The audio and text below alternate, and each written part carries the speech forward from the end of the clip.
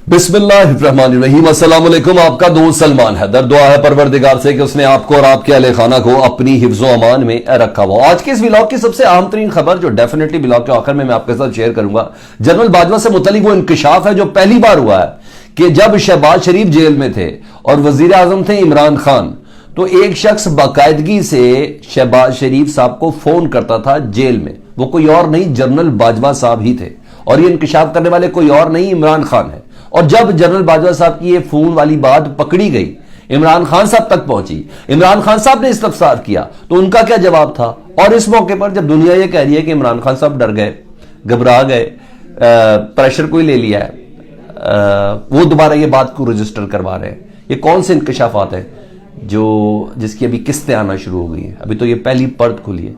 बहुत इंटरेस्टिंग ये स्टोरी है जो मैंने आपके साथ डिस्कस करी। इमरान खान साहब खुद ये बताने वाले हैं, तो वीलॉग के आखिर में बताएंगे। उससे पहले हम दीगर अपनी खबरें जरा ले लें, जरा रेगुलर जो चल रही थी, क्योंकि बात की वो अपडेट्स आपके साथ शेयर हुई नहीं, और जो स्पेशली मुझे बहुत गौर से देखते हैं तो मैं जरा उनको बता दूं, क्योंकि रियलिस्टिक अप्रोच के साथ है, तो इसमें कोई हड़ाउड़ी इतनी ज्यादा है नहीं।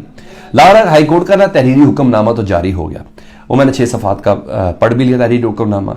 इस हुक्मनामे की रोशनी में परवेज इलाही साहब मुकम्मल तौर पर बाइख्तियार वजीर आला बहाल हो गए हैं और उनकी काबीना मुकम्मल तौर पर बाइख्तियार होकर बहाल हुई है, सवाए एक इख्तियार के जो उन्होंने अंडरटेकिंग के जरिए खुद सरेंडर किया है, और वो है कि 11 जनवरी की समाअत से पहले असम्बली का तहलील वो नहीं करेंगे। उन्होंने अदालत से ये वादा किया है। ठीक है, इस पर भी बात करेंगे। जो लोग कह रहे हैं कि परवेज इलाही साहब मुकर गए हैं, ये हो गया वो हो गया, नहीं, कल के फैसले में सब खुश जरूर हो गए, पीटीआई भी खुश, नून लीग भी खुश, काफ लीग भी खुश, लेकिन नहीं, इसके आगे कोई नया प्रोसेस है। 6 सफ़ात का रिजल्ट आ गया था, वो मैंने आपको जरा बताना है। अब ना इंटरेस्टिंग चीज क्या है इस 6 सफ़ात के फैसले के अंदर, और जिसमें पीडीएम की सुब की है। अदालत ने सबसे पहले ना वो जो डी नोटिफाई किया था ना परवेज इलाही साहब का वजारत आला से, उस नोटिफिकेशन को ही मुअत्तल कर दिया है।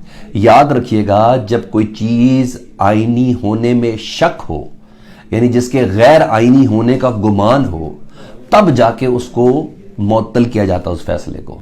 तो सबसे पहले गवर्नर के उस नोटिफिकेशन को मुअत्तल किया।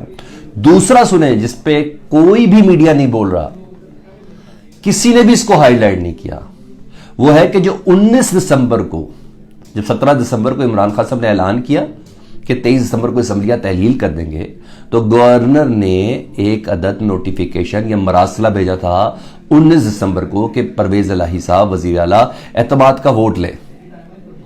तो अदालत ने उस हुक्म को, उस मरासले को भी मुअत्तल कर दिया। यह भी आप सुन रहे हैं।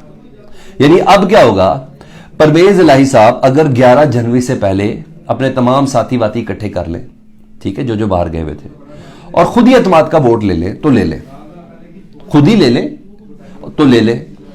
कोई अदालती हुक्म, कोई कदगन, कोई गवर्नर का मरासला, कुछ भी उनके हाल रास्ते में नहीं है। तो यह चीज आपका जानना बहुत जरूरी है कि किस पोजीशन पे इस वक्त खड़ा हुआ है मामला। अच्छा जी, कोई कानूनी बाइंडिंग नहीं है।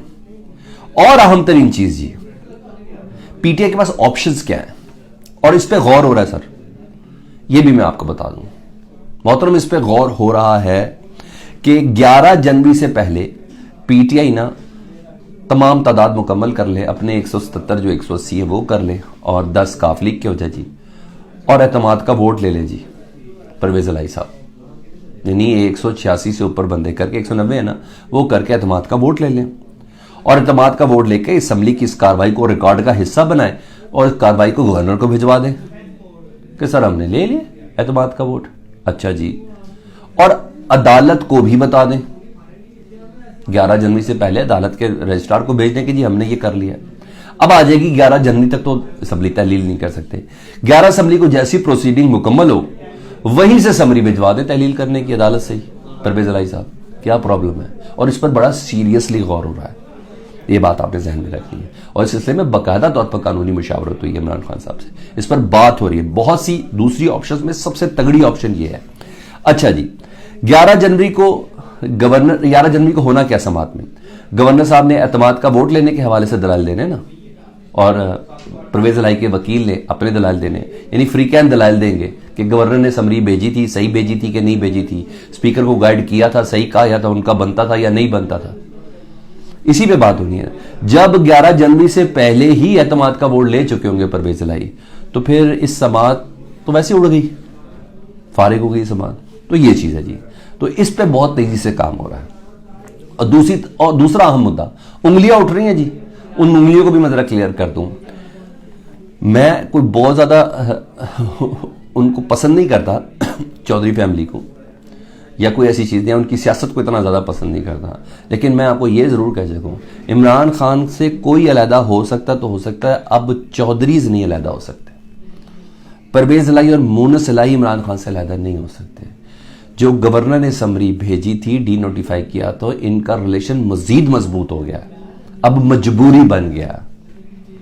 पहले लालच था या सीट एडजस्टमेंट थी या मफाद था, मजबूरी बन गया।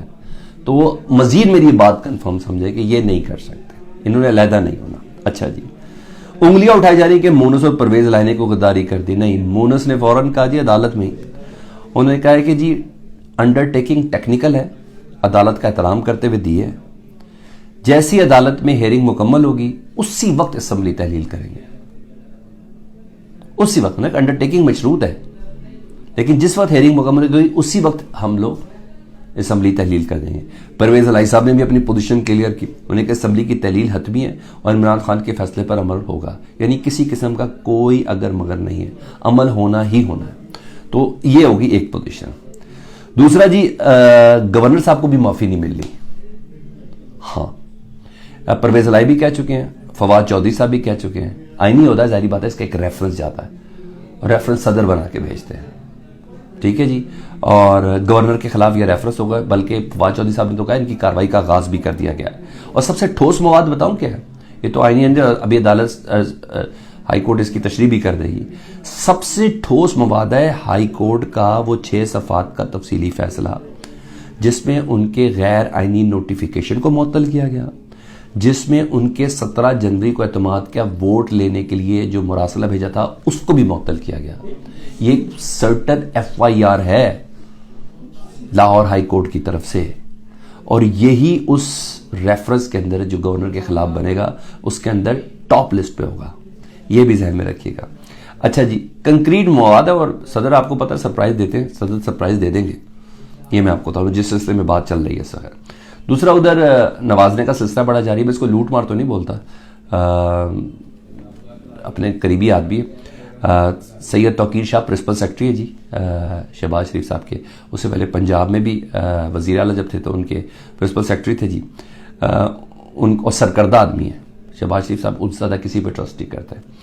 तो उनकी नौकरी में उनको एक्सटेंशन दे दी गई है, और बल्कि एक्सटेंशन देना मजबूरी भी होती है। मॉल्टन वाक़े में भी इनका नाम था और ये FIR के अंदर नामजद है, फिर ये कनाडा चले गए थे, वापस आ गए जी, और अब principal secretary to prime minister है। और बहरहाल काबिल एतबार आदमी है, उनको जॉब में एक्सटेंशन दे दी गई, मजबूरी भी है ना सर, काबिल एतबार आदमी उसके बगैर चल ही नहीं सकते।